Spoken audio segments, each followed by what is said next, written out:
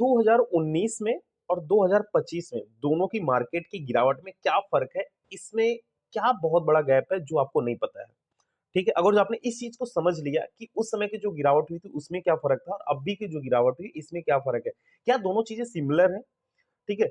और अगर जो उस टाइम पे मैं पैसा इन्वेस्टमेंट किया होता, तो मेरा पैसा बहुत तेज़ी से ग्रो हुआ, ये तो आप लोगों ने देखा। लेकिन करंट टाइम में क्या सेम सिचुएशन है? अगर जो आज इस गिरती हुई मार्केट में पैसा लगाया जाए, क्या सेम यही रिकवरी देखने को मिलेगी? ठीक है? दोनों के बारे में स्टेप बाय स्टेप मैं जस्ट 2 मिनट के अंदर आपको सॉल्व कर देता हूँ, ठीक है? सबसे पहले उस समय की फैक्टर को क्रिएट देखते हैं, जो कोविड के टाइम पे हुआ था। उस समय देखो क्या था, एक बीमारी थी, जो कि इकोनॉमी पूरी तरह से शट डाउन हो गया था, ठीक है? जो सबसे बड़ा गिरावट का कारण था। अगर इसकी पैमाने की बात करूँगा तो निफ्टी लगभग 40% तक उस समय गिर गया था। 40% तक गिरा था जो कि मार्च 22 तक ये गिरावट कंटिन्यू थी, ठीक है? मार्केट की सेंटीमेंट की बात करूँगा तो मार्केट पूरी तरह से उस समय पैनिक में था। जबरदस्त डर की वजह से लोग सेलिंग कर रहे थे। लोग अपने प्रॉफिट को नहीं खोना चाह रहे थे इसलिए प्रॉफिट बुकिंग आई। इकोनॉमिक की बात मैं करूँगा तो उस समय जीडीपी में काफ़ी गिरावट देखने को मिला और जो अगर जो बेरोज़गारी की बात करूँगा तो नेक्स्ट लेवल का था, सब लोग घर पे बैठ गए थे, ठीक है? और इसमें सरकार की जो प्रतिक्रिया थी आप लोगों ने देखा ही कैसा क्या था, आरबीआई के भी गाइडलाइंस में कुछ फेरबदल किए गए, जिसकी वजह से मार्केट खुद को नहीं समझ में आ रहा था और पूरी दुनिया तो बंद थी ही। इसकी वजह से ये भी गिरावट देखने को एक बड़ा रीज़न था, ठीक है?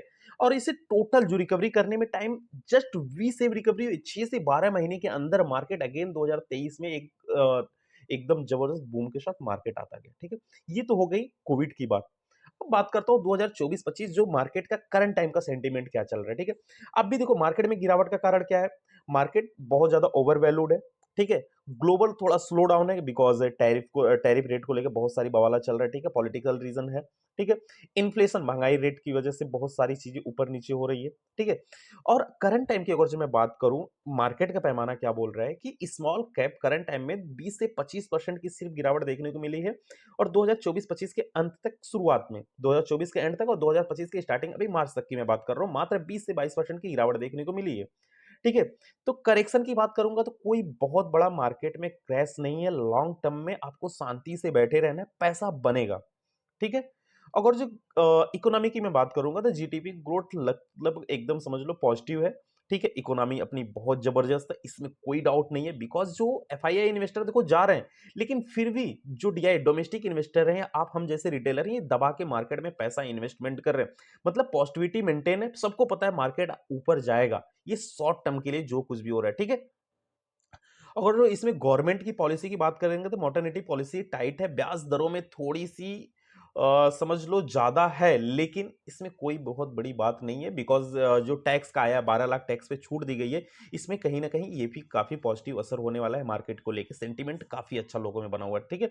अगर जो रिकवरी की मैं बात करूँगा इसमें तो मार्केट उस समय तो देखो वी शेप अभी करंट टाइम में यू शेप रिकवरी देखने को मिल रहा है और जब निफ्टी का चार्ट उठा के आप देखेंगे, ठीक है? मतलब धीरे-धीरे मार्केट में रिकवरी आ रहा है, पिछले 5 दिन का डेटा अगर जो आप देखेंगे तो इसमें रिकवरी काफ़ी अच्छा देखने को मिल रही है हमें, ठीक है? तो मार्केट में अभी क्या करना है, आपको पैनिक नहीं होना है, दोनों का फ़र्क आपको समझ में आ गया। तो क्या बात ये है कि उस समय वो जो मार्केट इतनी तेज़ी से रिकवर किया था, क्या अभी भी करेगा? बिल्कुल। अगर जो उस समय क्योंकि मार्केट अपने इतिहास को अगेन रिपीट करता है और बार-बार करता है, क्योंकि जभी भी आप कोई स्टॉक मार्केट या फ्यूचर एंड ऑप्शन को एनालिसिस करते हो, तो आप किस बेस पे करते हो? पास्ट के डेटा पे करते हो। सेम वही चीज़ें हैं, अगर जो पास्ट में वो चीज़ें हुई हैं, तो आने वाले टाइम पे भी वो चीज़ें होंगी। इस हिसाब से आपको मार्केट में इन्वेस्टमेंट को जो है ना कंटिन्यू करना चाहिए, इसमें कोई भी होल्ड डाउन नहीं होना चाहिए, क्योंकि अगर जो आप इन्वेस्टमेंट करते रहेंगे, तो आपका वेल्थ भी क्रिएट होता रहेगा और आज आपने स्टॉप कर दिया, तो आने वाले टाइम के लिए बहुत बड़ी गलती होगी और पता नहीं ये क्राइसिस अगेन कब देखने को मिलेगा। तो इस क्राइसिस के मूड सेट में मत लो, ये एक अपॉर्च्युनिटी के मूड सेट में लो, ठीक है? क्योंकि अपॉर्च्युनिटी बार-बार नहीं आती है। अगर वीडियो अच्छी लगी हो, दोनों का कंपैरिज़न मैं आपको ईज़िली समझा पाया रहूँगा, तो प्लीज़ वीडियो को लाइक कर देना, चैनल को सब्सक्राइब कर देना, ठीक है? और दूसरों को शेयर करना मत भूलना, जो भी लोग मार्केट से डरे हुए हैं। Thank you so much. जय हिंद।